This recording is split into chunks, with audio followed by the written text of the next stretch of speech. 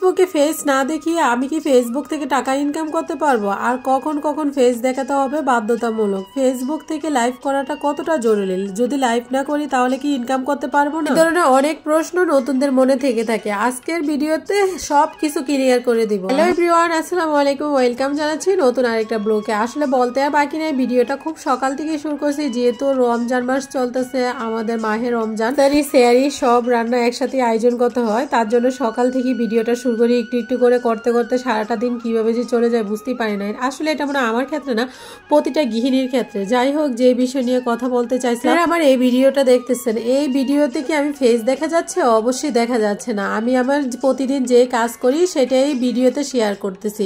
এখান থেকে কিন্তু আমার ইনকাম হচ্ছে, যেহেতু আমার মনিটাইজেশন অন করা। আপনারা যদি এই ধরনের ভিডিও বানিয়ে কিন্তু মনিটাইজেশন অন করে কিন্তু ইনকাম করতে পারেন। মনিটাইজেশন অন করার জন্য কিন্তু এখন 2025 সালে কিন্তু কোনো গাইডলাইন নেই। একটা ফেসবুক পেজ ওপেন করলেই চলবে, সঠিক গাইডলাইনগুলো মেনে যদি কাজ করেন, আপনার পেজে কোনো ধরনের ইস্যুই আসবে না। আর কখন লাইভ করা জরুরি হয়ে যায়, যখন আমাদের অনটেন্ট কন্টেন্ট নিয়ে যখন কাজ করবেন না, অনলাইন কন্টেন্ট নিয়ে যখন কাজ করবেন, অনটেন্ট কপিরাইট কন্টেন্ট নিয়ে যদি দেখা যায় পেজে দিয়ে থাকেন, তাহলে আজ অরিজিনাল কন্টেন্ট যেটা মানে আপনার পেজে যখন থাকবে তখন মানে বাধ্যতামূলক হয়ে যায় লাইভ করা। এছাড়া আপনার পেজে যদি কোনো কন্টেন্ট মনিটাইজেশন পলিসি ইস্যু না থাকে, তাহলে আপনাকে লাইভ করতে হবে না, কোনো প্রয়োজন নেই।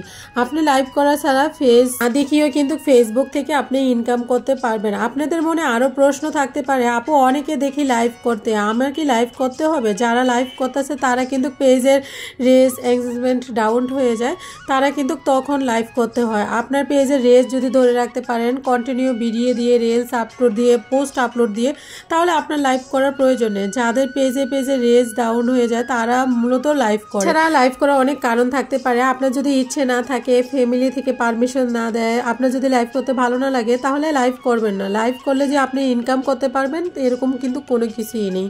তো এই জন্য লাইভ করা ছাড়া আপনি পেজ থেকে আর্নিং করতে পারবেন। এটাই হয়েছে ফেসবুক থেকে। আসলে কি লাইভ করা অতটা জরুরি না, লাইভ করলে রেসটা ভালো থাকে, লাইভ করলেও হবে, না করলেও হবে। তো যাই হোক, কথা বলতে বলতে কিন্তু আজকে ছেলের পছন্দের মতো খিচুড়ি রান্না করলাম, বিফ খিচুড়ি।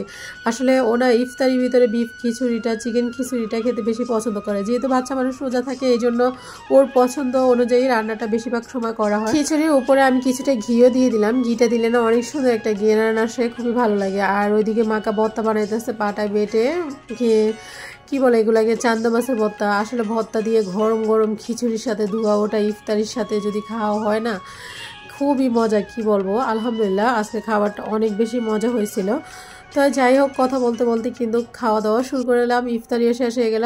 অনেক বেশি ভালো থাকবেন। আজকের মতো এই পর্যন্ত, কি আল্লাহ হাফেজ।